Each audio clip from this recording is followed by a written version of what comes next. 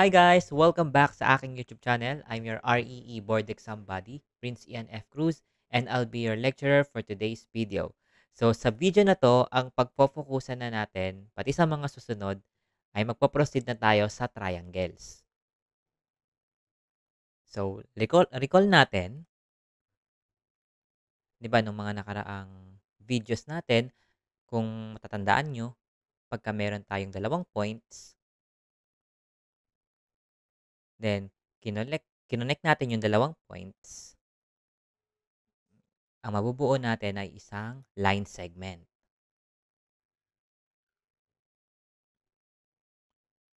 So ngayon, let's increase the number of points to 3. Kapag kinonect natin sila, so connect natin. Pangalanan muna natin, sabihin natin point A, point B, and point C. So connect natin si A kay B, si B kay C, at si C kay A. So pagka kinonect natin sila, makakabuo tayo ng isang closed figure. So nagsara sila. And that's what we call a triangle. So, a triangle is a closed figure with 3 sides and 3 angles. So, etong mga line segment na bumubuo sa kanya, ang tawag natin dyan ay sides. Tapos, meron tayong mga angle na na-form sa loob. Yan, sabihin natin thetas of 1, thetas of 2, thetas of 3. So, meron niyang angles. So, yan ang triangle. And tatandaan natin na the sum of yung sum ng interior angles niya. Pag sinabi nating interior, meaning nasa loob siya ng triangle. So, yung mga angle dyan sa loob, yung mga kulay green, pagka triangle, palagi silang nagsasum to 180 degrees. So, pag pinag-add mo yung tatlong yan, palagi yang magsasum to 180. No matter how big pa yung ibang mga angles natin. Basta magiging tatlo naman yan palagi eh. So, ngayon, let's classify the triangle according to their angles. Yan. So, there are two main types. Meron tayong right triangle at meron tayong oblique triangle. So, meron tayong right triangle. Pag sinabi nating right triangle, a triangle is called a right triangle kapag ka may isang angle na 90 degrees. So, kung marirecall natin, pag sinabi nating 90 degrees, para siyang pa-L shape. Ayan, 90 degrees yan. So, kapag ang isang triangle, meron siyang 90 degrees, automatic, right triangle na yon. So, paano ang itsura niyan? So, halimbawa ganito. Ayan. Di ba? Meron na siyang 90 degrees. Kasi meron siyang pa-L shape. So, sabihin natin na ganyan siya. Yan, 90. Kahit sabihin natin na 43 to. Tapos ito, 36. Tapos ito, 90. Right angle yan. Right triangle pa rin yan. Sabihin natin 30, 60, tapos ito 90. Yung mga angle sa loob. Pare-parehas yung right triangle. Kasi merong nag-e-exist na isang 90. So, ayun. Automatic right triangle na siya. Ayan. So, yun nga. Meron tayong two main types. Right triangle yung isa naman ay oblique triangle. So, pag sinabi nating oblique triangle, basta walang 90 guys, it is considered an oblique triangle. So, ayan, halimbawa, walang 90. Basta walang pa-L shape guys. Wala kayong makitang pa-L shape, automatic oblique triangle na yun. So, ayan, wala kang nakitang pa-L shape dyan. Ayan. Yung mga ganyan, oblique triangle yan. Kasi wala silang 90. Wala kang makikitang paganto na pa-L shape.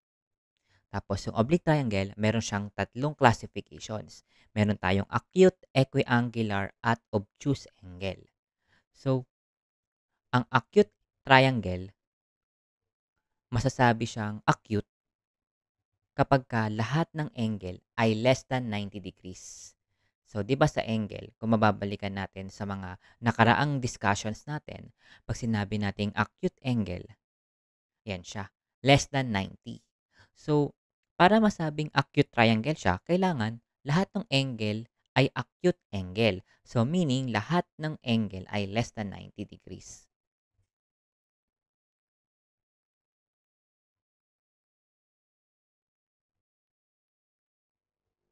Yan, 70 degrees, halimbawa.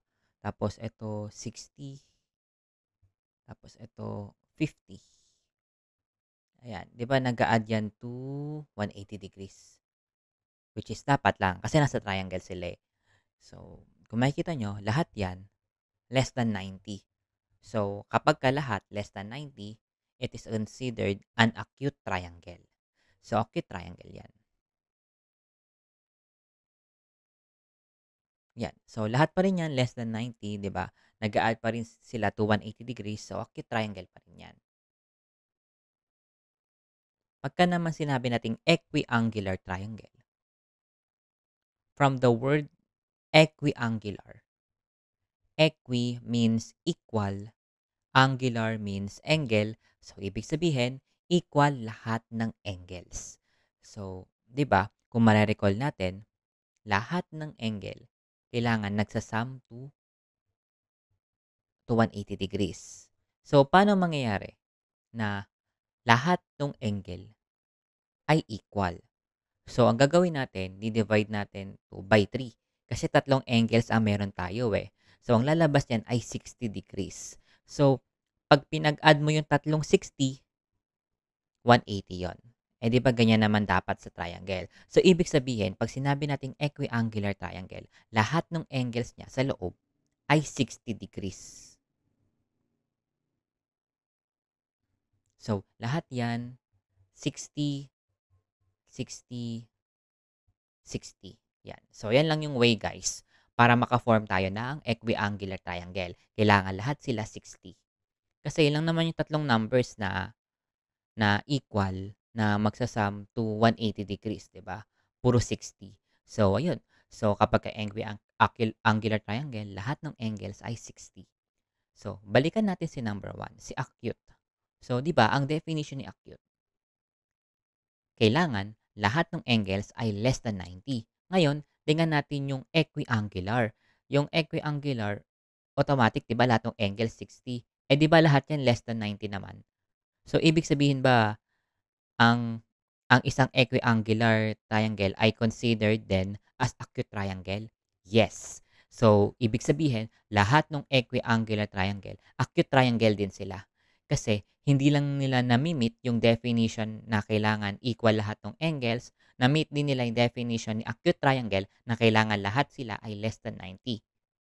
So, lahat ng equiangular triangles ay considered then as acute triangles. So, next naman, na na sub ni oblique triangle ay yung obtuse triangle. So, kabaliktaran lang siya, guys, ni acute triangle. Kailangan magkaroon lang siya ng obtuse angle. Any angle between 90 to 180 degrees. So, kapag ka nagkaroon ka ng kahit isa lang, kasi sa acute kailangan lahat sila less than 90 eh. Dito sa obtuse kasi, isa lang. Basta meron kang isa na between 90 to 180 degrees, considered ka na as obtuse triangle. Kasi yan lang naman, guys, yung way para may mag-exist doon na angle na between 90 to 180. Kailangan isa lang.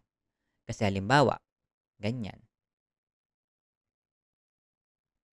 Kasi ang total interior angles nga ng triangle ay magsasum lang to 180 degrees. So halimbawa, kung meron kang dalawang obtuse angle, sabihin natin dalawang 91 yung pinakamababa na piliin natin kasi greater than 90 ka dapat na integer So paano mangyayari na isa lang, di ba? Di ba may isa ka pang angle. So dito pa lang, lagpas ka na ng 180 degrees. Diyan pa lang sa part na yan. So, hindi talaga possible na magkaroon ka ng dalawang obtuse angle. Kasi dalawa pa lang, lagpas ka na ng 180. So, kapag ka-obtuse triangle, guys, isa lang yung pwedeng maging obtuse angle. Then, yung mga natitirang dalawa ay automatic acute angles na sila. or less than 90 para mag-total pa rin yung tatlo na yon to 180 degrees. Yan. So, yan yung example ng obtuse triangle. So, may isang side na lumagpas ng pa-letter L kasi pa-letter E ganyan yan, eh. So, ayan. So, lumagpas na siya. So, automatic greater than 90 na yan. So, ano ba example? So, example, 110. Tas ito sabihin natin, ang cute ito dapat pareho. So, 40. Tas ito, 30. Yan. So, obtuse na yan. Kasi meron kang isang angle na lumagpas ng 90. Pero less than 180. So, ayan yung obtuse triangle. So, ayun lang guys yung mga classifications ng triangle according to angles. Sana marami kayong natutunan. Don't forget to like and subscribe and abangan yung mga susunod na videos patungkol pa rin sa triangles. So, yun lang guys. See you on the next video.